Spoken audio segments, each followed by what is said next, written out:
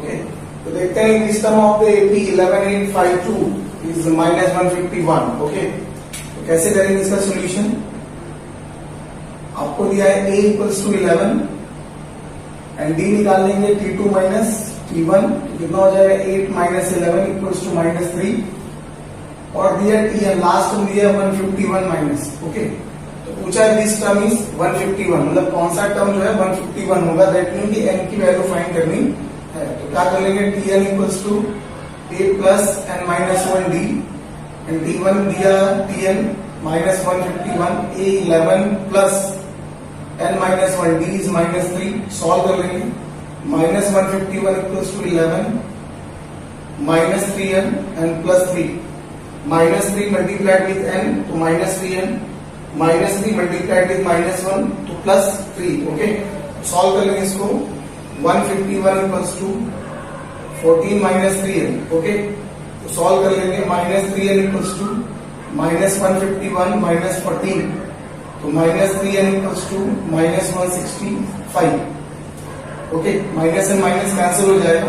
n equals to क्या आ गया 165.3, n equals to 55.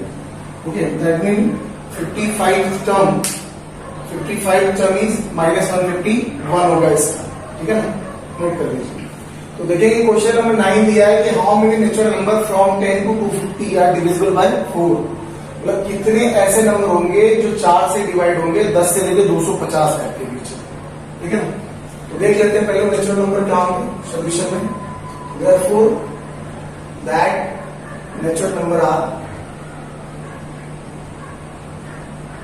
तो पहले 4 होगा, 10 है 10, तो 10 के बाद क्या होगा 12 होगा डिवाइड, 16 होगा, 20 होगा. ऐसे करते करते लास्ट में कौन सा नंबर डिवाइड होगा 248.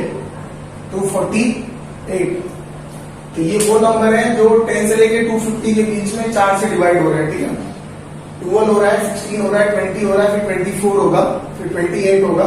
ऐसे जाते जाते लास्ट टर्म कौन सा मिल जाएगा 248. तो 248 इज लास्ट टर्म जो क्या होगा 4 से डिवाइड होगा बिटवीन 10 to 250. ओके, तो देखते हैं. Therefore we have what given a equals to 12 and d equals to nothing but 16 minus 12 is also 4 and tn, that means last term is given 248.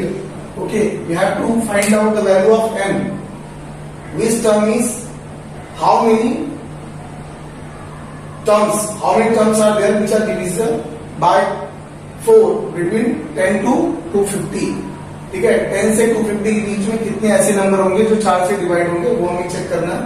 ठीक है, अकॉर्डिंग टू कंडीशन में निकाल दिया कि जो नंबर 4 से डिवाइड होंगे वो क्या हो रहा है 12 हो रहा है, 16 हो रहा है, 20 हो रहा है. यहां तक जाता है तो क्या हो रहा है 248 हो रहा है. ठीक है ना, तो जहां पे a कितना हो गया 12 हो गया, d कितना हो गया 4 हो गया, और tn कितना हो गया 248 हो गया. तो therefore tn equals to a plus n minus 1d, तो 248 इक्वल्स टू a, यानी 12 plus n minus 1d is 4. Solve कर लेंगे.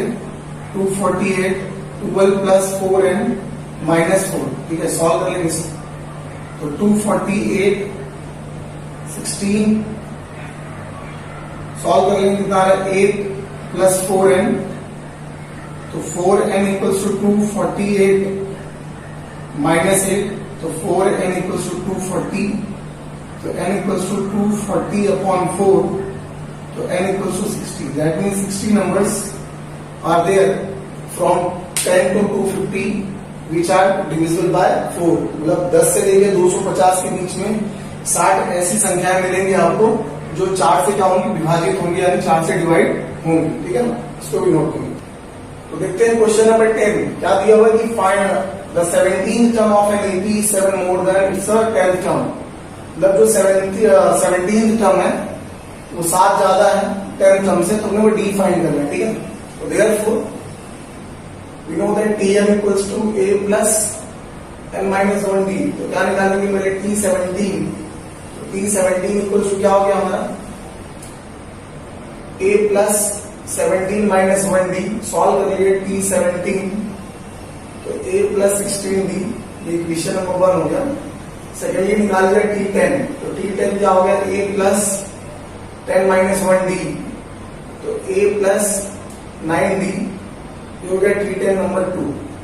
अब कंडीशन क्या हो रहा है, 17 थम जो है वो 7 ज्यादा है 10 थम से। दैट मीन अगर दोनों की इक्वेट करना होगा तो मुझे क्या करना पड़ेगा, जो 10 थम है उसमें 7 को ऐड कर दूंगा, तो क्या होगा 17 थम की वैल्यू जो है वो इक्वल हो जाएगी 10 थम के। अकॉर्डिंग टू कंडीशन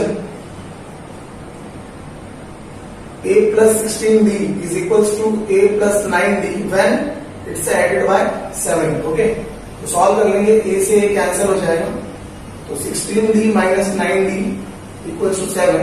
तो सॉल्व कर लेंगे, कितना आ रहा है 7d equals to 7, तो d equals to 7 by 7, तो d equals to 1, d equals to 1।